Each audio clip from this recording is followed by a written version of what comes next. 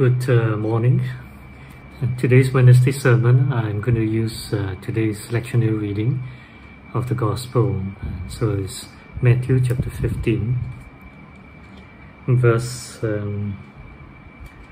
21 to 28. Matthew chapter 15, verse 21 to 28.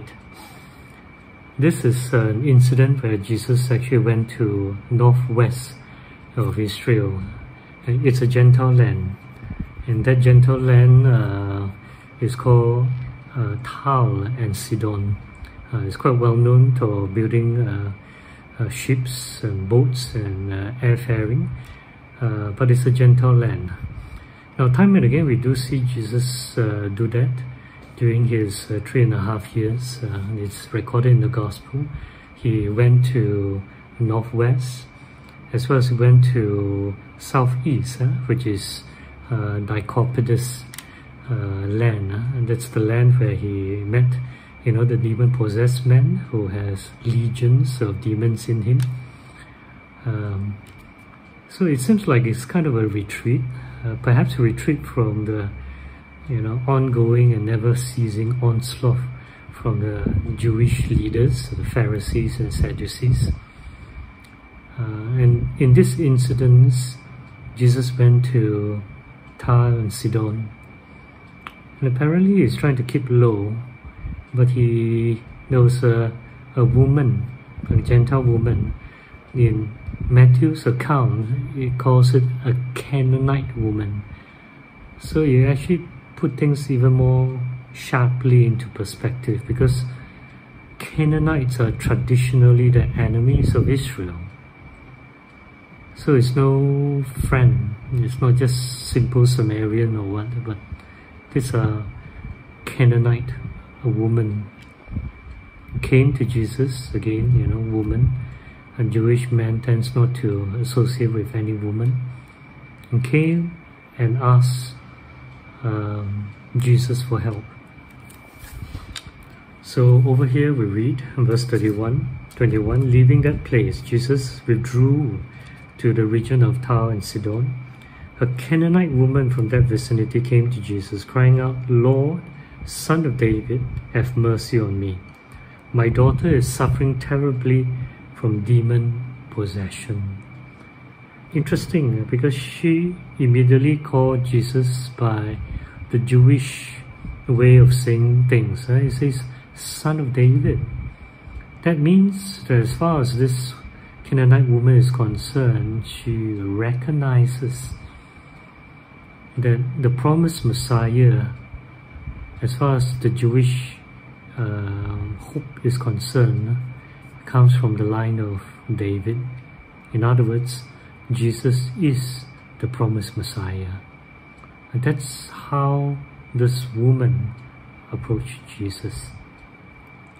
Verse 23, Jesus did not answer a word, so the disciples came to him and urged him, "Send her away, for she keeps crying out after us." Verse 24, Jesus said, after initially kept silent, and Jesus said, then finally say something, but very short and abrupt. Jesus said, "I was only sent to the lost sheep of Israel." So that must be quite a blow to this woman. In other words, Jesus said that, I have nothing to do with you. You are Gentile, you're a Canaanite woman. But the woman came and knelt before him. "Lord, help me," she said. This time, desperate. This time, no more long words, just pleading, simple words. "Lord, help me. Help me."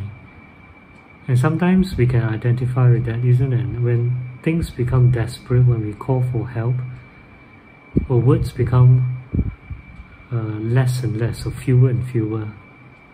In this situation, we can identify sometimes with women, our desperation. We just pray, "God, help me. You know everything. Help me." Now the second time when Jesus replied her, Jesus said, it is not right to take the children's bread and toss it to their dogs. Wow! I mean, if it's a modern listener like us reading this, we will find that Jesus is incredibly harsh, unkind, and rude. Number one, to identify another person by calling the person dog, it's so offensive. It's insulting. But here Jesus said that to that woman, implying that, as far as I'm concerned, you're a dog. But we need to listen to what is the context. As far as the Jewish language is concerned, this is how they normally speak when they refer to the Gentile. They refer them as being unclean. They refer them as being dogs, animal. That's how is the language goes. So as far as the original listener hearing this, they would think that this is a very natural way of a Jew referring to a Gentile. So it's not as bad as we think it is. But again, it is tough. It is a rejection.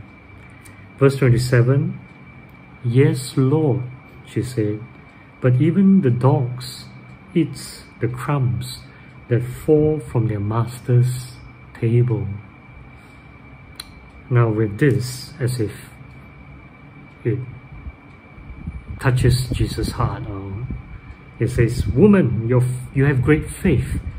Your request is granted." And her daughter was healed from that hour.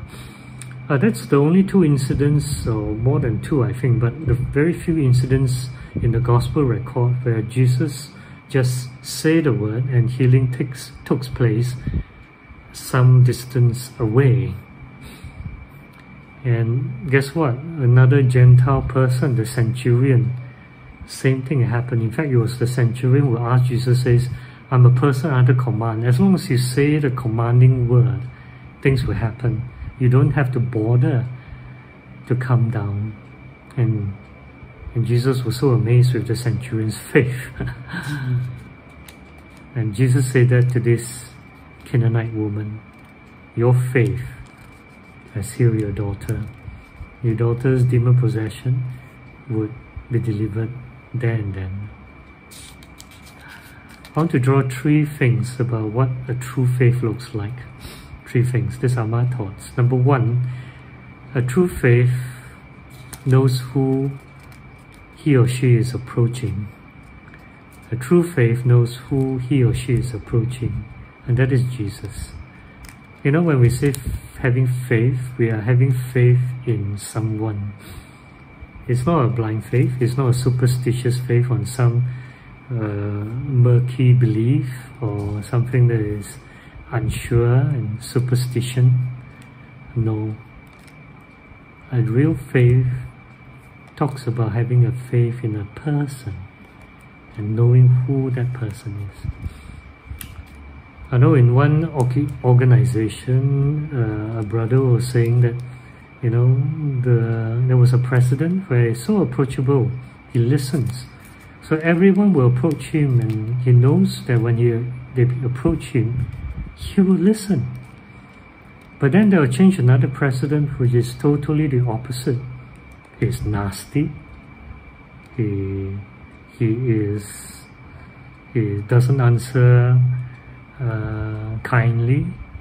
In fact, he may not respond at all. You probably end up in a room coming out feeling that such a waste of time, and you get insulted as a result. Such a two contrast.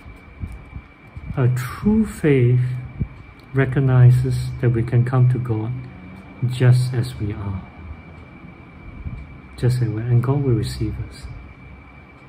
Now this is what Christian faith is. Number one, to know that who you're approaching. Number two, a true faith is persistent, is ongoing, is believing despite circumstances. Now for this Canaanite woman, everything is against her. 4 things. Number 1, she is a Gentile. She is worse than a Gentile. She is a Canaanite, which is the enemy of Israel. Number 2, she is a woman. And in Jesus' time, women's status are not easily acceptable. It doesn't come out and you can just approach a man. So it takes guts to come. Number 3, the disciples also. The woman has to overcome all the disciples of Jesus, who actually was hushing her away. And then finally, the rejection even seems to come from Jesus himself, seemingly. But it's not so. I believe that God knows her heart, Jesus knows her heart. And what Jesus was actually doing, first, been silent. Second, say a short sentence about, I'm only called to the lost sheep of Israel, implying it's not to you. And then finally even talks about, it's not good to toss bread from the children to the dogs. So seemingly Jesus was actually drawing faith out from her. You see, sometimes faith is not easy. If you think it's easy to have faith, think again. But God seems to know that. He seems to know that we just have to emerge above our circumstances to have stronger and stronger faith. And Jesus seems to draw that out in this woman's situation. And we can do that. It's persistent. It's persistent. The third thing I want to share is true faith involves humility. And it's not an attitude that easily take offense. Do you know of people that easily take offense at whatever you say? And I've got a feeling that it is because of a strong pride that is in his heart or her heart. Otherwise, a simple, humble person are not too bothered, about what you say, and not very sensitive also. But we need to approach God in humility. In James it says, God opposes the proud and gives grace to the humble. There are so many incidents in the Bible where God says, if you come to me, you must know who I am. Wash your hands, cleanse your feet, and be humble and come before me. And sometimes I actually can know easily who God is going to answer prayer from who. But definitely when we have a posture of humility, I see no reason why God will never accept it. So in conclusion, I just want to encourage you 3 things. Remember that number 1, know who you're approaching, and that's Jesus Christ. A high priest who has gone before us, knows our situation because he has been through just like us. And he's now seated at the right hand of the Father, and even himself interceding for us. That's who and how great he is. Number 2, know that a faith needs to persist despite circumstances. And it's if God seems to draw that faith in us, making it stronger and stronger to connect with him. And thirdly, faith involves humility. Bless you. Amen.